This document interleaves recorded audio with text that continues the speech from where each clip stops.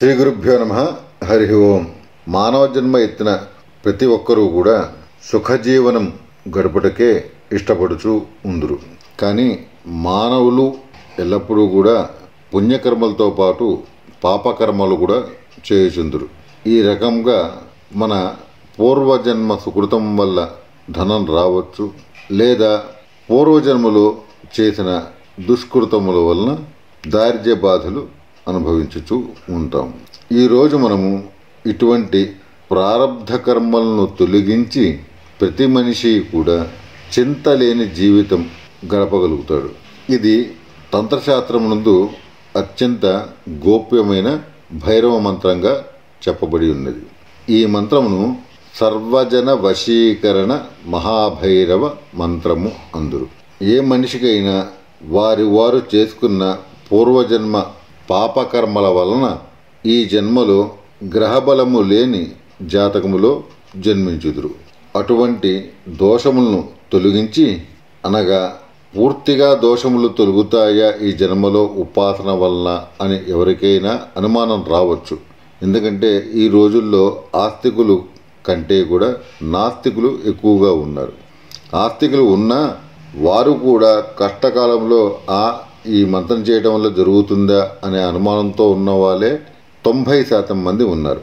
ఇటువంటి అనుమానాలు ఏమీ పెట్టుకోకుండా ప్రతి మనిషి కూడా ఈ మంత్ర జపం చేసుకోవటం వల్ల చాలా వరకు ఇబ్బందులను తొలగించుకుని సుఖజీవనం చేసుకుందరు. అకస్మాత్తుగా మహదైశ్వర్య ప్రాప్తి కలుగుతుంది. కానీ దేనికైనా సాధన అనేది చాలా అత్యావశ్యకము. ఈ మంత్ర సాధన చేత నిజముగానే ప్రారబ్ధ కర్మలను తొలగించుకోగలమా అనగా, కొన్ని ప్రారబ్ధ కర్మలు మనకి స్వప్న రూపంలో తొలగిపోతాయి. కొన్ని ఈ మంత్ర సాధన వలన జన్మాంతరములలో కలుగుతూ ఉంటాయి. కావున ప్రతి మనిషి కూడా గురువు దగ్గర ఉపదేశము తీసుకుని తదనంతరం వారు చెప్పిన విధంగా ఈ సర్వజన వశీకరణ మహాభైరవ మంత్రం చేసుకున్న ఎడల ఐహిక జీవనము అత్యంత సుఖప్రదముగా ఉంటుంది. కేవల ఐహిక జీవితమైన మోక్షము రాదా ఈ మంత్రం వల్ల అనగా, భైరవ పదమే సకల పాపములను తొలగించి మహదైశ్వర్య ప్రాప్తియే కాక మోక్షమును కూడా కలగజేయును. కావున ఎల్లరూ ఈ మంత్రము నిష్ఠగా జపించి, అనగా గురువు ఉపదేశం తీసుకున్న తర్వాత ఆయన చెప్పిన విధంగా ఆయా రోజులలో ఆయా సంఖ్యను చేసుకుని తదనంతరం ఆ మంత్రము యొక్క ఫలితమును పొందుదురుగాక. ఇప్పుడు ఆ మంత్రం గురించి, దాని పురస్చరణ పద్ధతి గురించి తెలుసుకుందాం. ముందుగా మనం స్వగురువును స్మరించుకోవాలి. స్మరించుకుని తదనంతరం సిద్ధగురు మంత్రమును 108 మార్లు చేయవలెను. ఓం హ్రీం సిద్ధగురో ప్రసీద హ్రీం ఓం. ఈ మంత్రమును, ఈ సర్వజన వశీకరణ మహాభైరవ మంత్రం ముందుగా 108 మార్లు చేసుకుని తదనంతరం గణపతి ధ్యానము చేసుకుని ఈ మంత్ర జపమును చేయవలెను. ఈ మంత్ర జపముకై హకీక్ మాలను కానీ లేదా పగడపు మాలను కానీ అత్యంత శ్రేయోదాయకమైన రుద్రాక్షమాలని కానీ ఉపయోగించవచ్చు.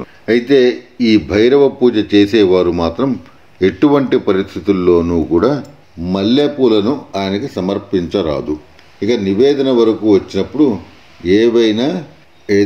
ఏదైనా ఫలములు కానీ లేదా మోదకములు కానీ సమర్పించవలేను.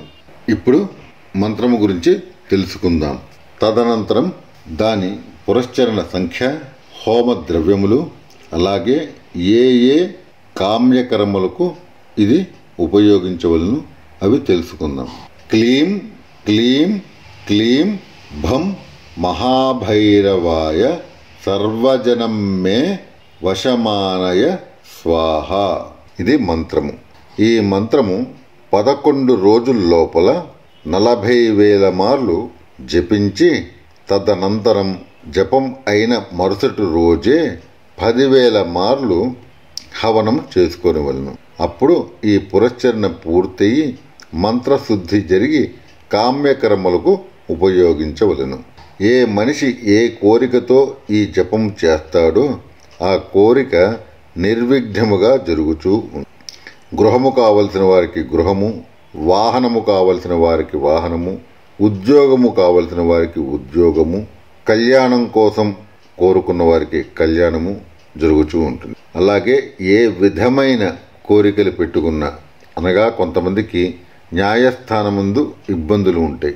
అటువంటి వాటిలో విజయం సాధించటానికి, కొంతమందికి వేరే బాధలు ఏమైనా రోగ బాధలు కానీ అపమృత్యు దోషములు కానీ అటువంటి వాటికి కూడా ఈ సర్వజన వశీకరణ మహాభైరవ మంత్రం అత్యంత వేగముగా పనిచేసి వారి వారి కోరికలను సిద్ధింపచేయగలదు.